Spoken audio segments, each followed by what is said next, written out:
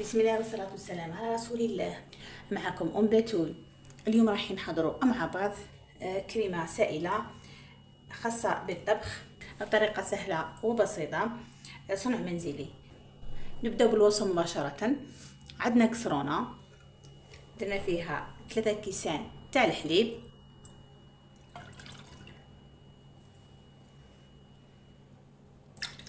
حجم الكاس 220 مليلتر.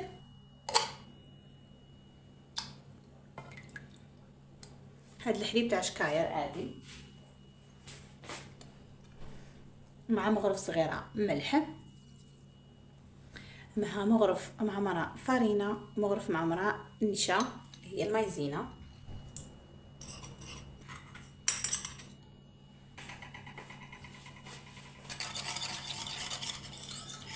نخلطو كل شيء بارد في بارد،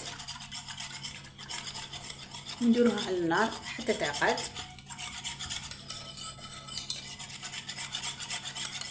بعد ما ثقل الخليط معنا، اكيد مع التحريك المستمر باش ما درناش تكتلات، نزيدو لها مغرف مارغرين، مغرف معمره وهي سخونه باش تذوب هذيك المارغرين.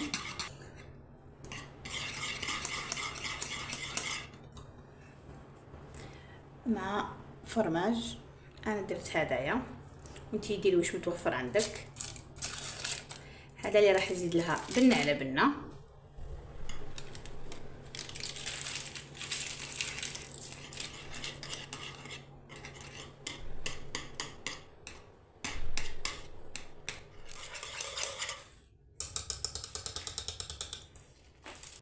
نجيبو كيس بلاستيكي باش ما ديرناش هذيك القشره، ونغطوها ونديروها في الفريجيدير.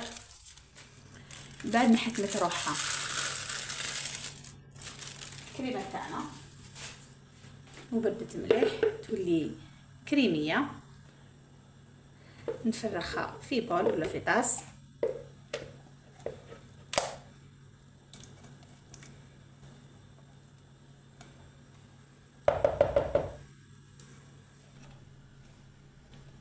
نزيدو لها كاس زيت 220 مليلتر،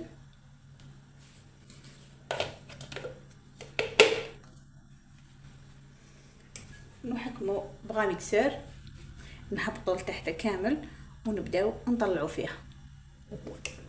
بسم الله.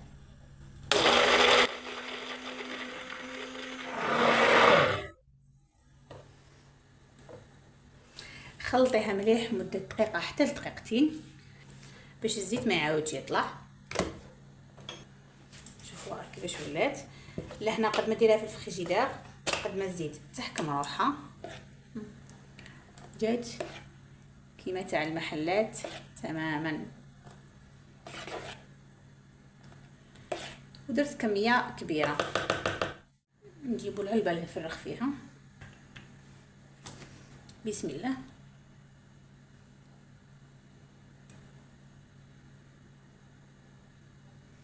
جات كمية الله يبارك. نغلقوها، وهاد اللي بقات لي نفرغها في هاد القرعة اللي راح ندير لكم بها وصفة، ونحطها بعد وصفة الكريمة السائلة. ولحقنا نهاية الفيديو. ان شاء الله الفيديو تاع اليوم راح يعجبكم، واللي ماهيش مشتركه تشترك في قناتي فضلا وليس امرا، وراح نزيدو نديرو بها وصفات بزاف.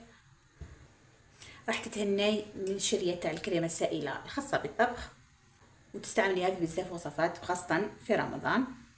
نتمنى تجربوها، ولا ما تنساو جام بارطاجيو الوصفه مع الاحباب والاصدقاء، وفي فيديو اخر ان شاء الله. والسلام عليكم ورحمه الله تعالى وبركاته.